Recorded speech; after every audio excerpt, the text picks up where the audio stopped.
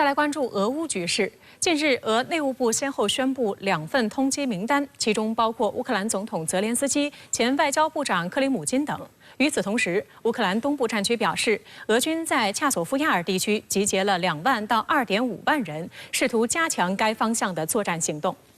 据俄新社4号消息，俄内务部宣布通缉乌克兰总统泽连斯基、前总统波罗申科、陆军司令帕夫柳克等多名乌克兰现任或前任高级官员。俄罗斯联邦委员会国际事务委员会主席格里戈里·卡拉辛称，由于波罗申科和泽连斯基没有停止对俄罗斯的进攻，和平解决冲突的承诺也没有兑现，因此俄罗斯有理由对这些乌克兰政客提起刑事诉讼。俄罗斯政治分析人士安德烈·佩拉认为，这表明俄方不再将泽连斯基视为乌克兰的合法领导人。乌克兰外交部最新回应称，此举毫无价值，只是表明俄罗斯政府和宣传部门陷入绝望，他们不知道还能发表什么来吸引关注。乌前总统波罗申科也发表声明称，上榜俄罗斯通缉证明了他对乌克兰的热爱，他还形容自己像是获得了军事表彰一般的高度赞赏。 事实上，这已不是俄罗斯政府首次将乌克兰政客列入通缉名单。去年5月，俄内务部宣布通缉10任乌克兰武装部队总司令扎卢日内。今年4月，又宣布将乌克兰议员阿列克谢·贡恰连科、弗拉基米尔·帕拉修克以及乌克兰前第1副总理维塔利·亚列马列入通缉名单。 从这个通缉的这个时间点和他的所通缉的人物来看，他更具有这样的象征和政治双重的意义。从俄方的这个法律效益上面来看，他的这个域外的刑事的这个管辖权是有限。俄方的这个刑法典，它不同于国际刑法，它的这个域外的执法能力、执法力也是受限的。那么另一方面， 我们可以看到5月21号，乌克兰总统选举进行了延期。那么俄方的这样的一个举动，更是为了这个乌克兰总统延期后，俄方不承认泽连斯基的合法性做法律上的这样的一个铺垫，也是为了后期谈判对于处理乌克兰危机以及相关人员预留出法律的这样的一个依据。 据俄罗斯内务部网站当地时间6号凌晨消息，俄内务部将乌克兰前外交部长克利姆金、最高拉达议会前议长格罗伊斯曼和前国家安全与国防委员会秘书达尼洛夫列入通缉名单。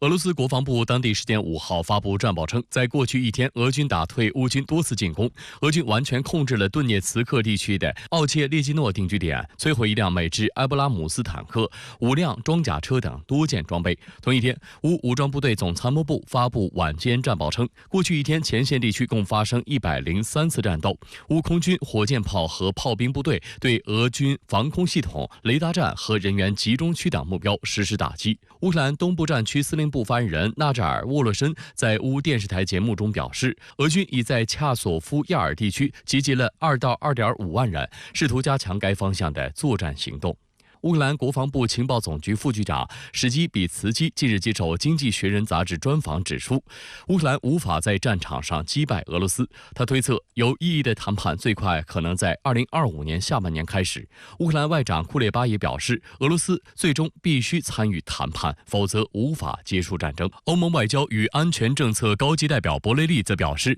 若没有西方向乌克兰提供武器，乌克兰冲突在几周内就将结束了。但他明确表示，这不是欧盟想要的结果和方式。 Ukrainian existence depends on us. I know how to finish the war in Ukraine. I can finish the war in Ukraine in a couple of weeks, just by cutting the supply. If I cut the supply of arms to Ukraine, Ukraine can't resist. They will have to surrender, and the war will finish. But is this the way we want the war finish? I don't want. 当地时间5号，俄罗斯纪念卫国战争胜利79周年阅兵总彩排在莫斯科红场举行，这也是5月9号胜利日红场正式阅兵前的最后一次彩排。徒步方阵包括俄罗斯军队各个兵种、士官学校、女兵等队伍。彩排期间，按照传统，通过红场的武器装备方阵，由卫国战争时期的 T-3485坦克领队，紧随其后的是各种改装的虎式和台风式装甲车、伊斯坎德尔战术导弹、S-400凯旋防空系统和伊尔斯战略导弹系统等。据俄罗斯国防部长绍伊古介绍，超过9000人和70件武器装备将参加今年的红场阅兵。法国巴黎当地时间5月5号15时40分许，北京时间5号晚间10时许，国家主席习近平抵达法国巴黎奥利国际机场，展开国事访问。法国总理阿塔尔在机场迎接。习主席此行是应法兰西共和国总统马克龙、塞尔维亚共和国总统武契奇、匈牙利总统舒尤克和总理欧尔班邀请，对3国进行国事访问。法国是习近平主席此次欧洲行的第1站，在中法建交60周年的重要时间节点上，此访备受外界关注。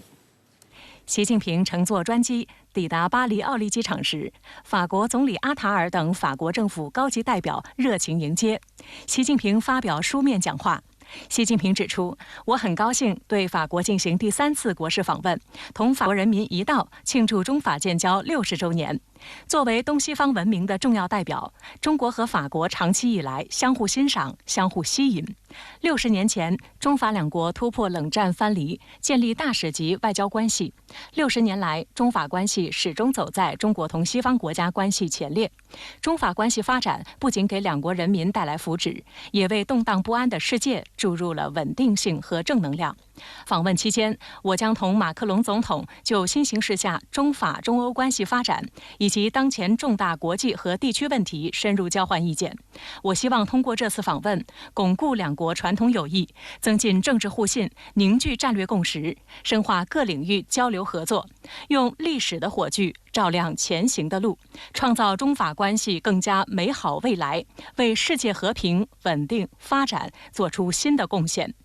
习近平主席夫人彭丽媛、中共中央政治局常委、中央办公厅主任蔡奇、中共中央政治局委员、外交部部长王毅等陪同人员同机抵达。中国驻法国大使卢沙野也到机场迎接。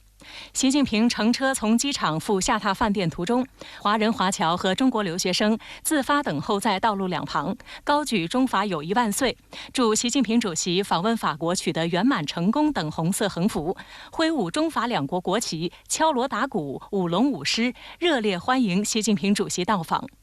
据外交部介绍，此次习近平主席对法国的国事访问将持续至7号。访法期间，习近平主席将同马克龙总统举行会谈，就中法中欧关系以及共同关心的国际和地区热点问题深入交换意见。外交部发言人林健表示，习近平主席此次访法是中国国家元首时隔5年再次对法国进行国事访问，适逢中法建交60周年，对2国关系具有承前启后、继往开来的重要意义。